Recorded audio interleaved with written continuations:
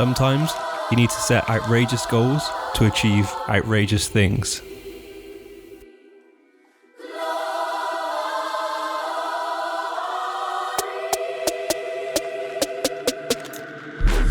Get down in the car, one time give it all, bust it open hard, let me see you drop.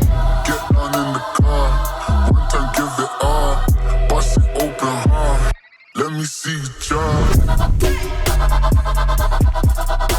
I fucked up this Russell, yeah, we hustle, but the Hello and welcome to my HYROX London Olympia race recap. Going into the race, I set the target of sub 70 minutes, an outrageous goal that meant I would have to take off over 5 minutes from my previous personal best.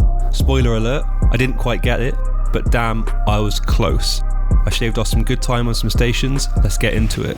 So after every HYROX, I usually feel like, damn, there's that one station that I need to improve on, or sometimes more. But this time, it was a little bit different.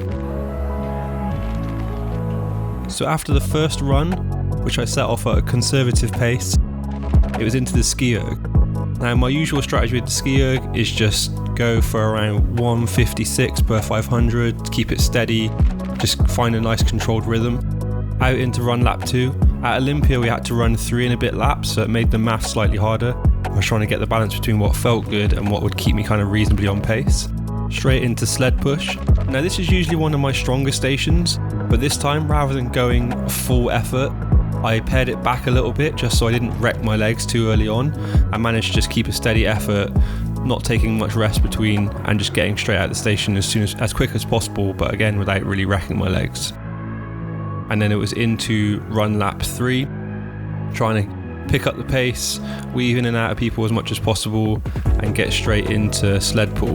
Now my first HYROX Sled Pull was just like the worst station, but it's quickly grown into one that I just really enjoy. Like, you can just take a minute, pull the sled. I was switching between techniques depending on what felt right, whether I was walking back with my legs or just pulling with my arms. But yeah, generally just enjoy that station now. It's like, I've trained for it a lot and it's quite fun. I'm still trying to figure out what is the most efficient technique, but you know, we'll get there in the end. Straight out, jogging into run lap 4. So run lap 4, pretty steady. I was like getting into the groove now, finding the right pace.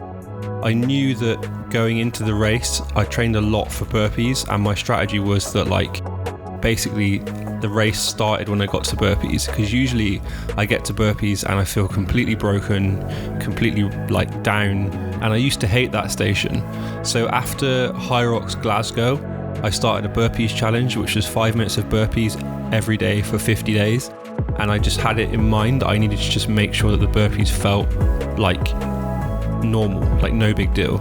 I'll go over this in more detail in the next video, but I think I nearly halved my burpees time this time, so big improvement. Although I did suffer in run lap 5, like I found it really hard.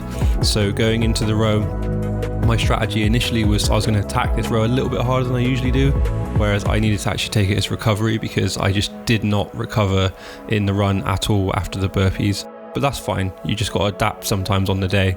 And going into run lap 6, I'm struggling now. It's like, but that's good because usually I was struggling a lot sooner. And then going into farmer's carry, you can take this more as a recovery if you need, and that's what I opted to this time. Again, I had ambitions to go in and sort of like jog it a bit harder, but I needed to take the recovery. And it actually ended up working in my favour, just like walking this one out, because I know that going into run lap 7, I believe that was my fastest lap running of the day.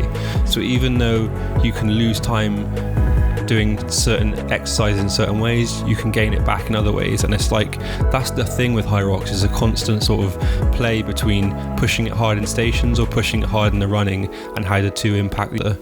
So then it was into lunges. I was really like feeling it by this point, and like you should, man, this is the 7th station.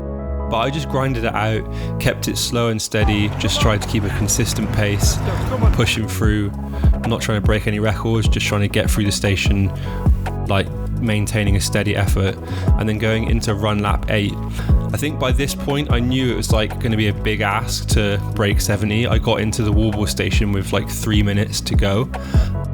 I've never done wall balls in 3 minutes in training. I've done it maybe 4 minutes, but I was like, this is a big ask. But massive shout out to the judge in this station. He counted every rep with me. It was super motivational, was super encouraging. I jogged over the finish line in a time of 71 minutes, 38 seconds.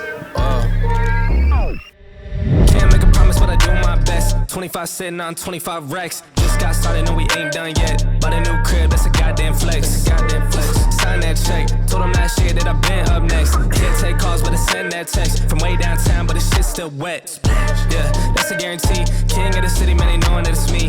Damn, you're still doing it with ease, cause it ain't that hard when I'm talking about me. I usually finish HYROX feeling like, oh man, I need to improve on that station, but this time it just wasn't the case.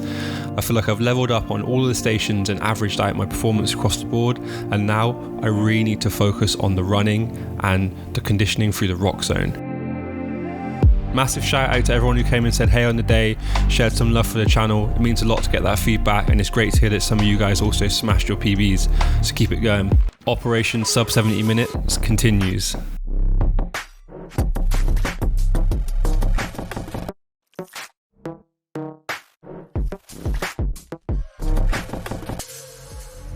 Yo, like 60% of you guys that watch this content don't subscribe.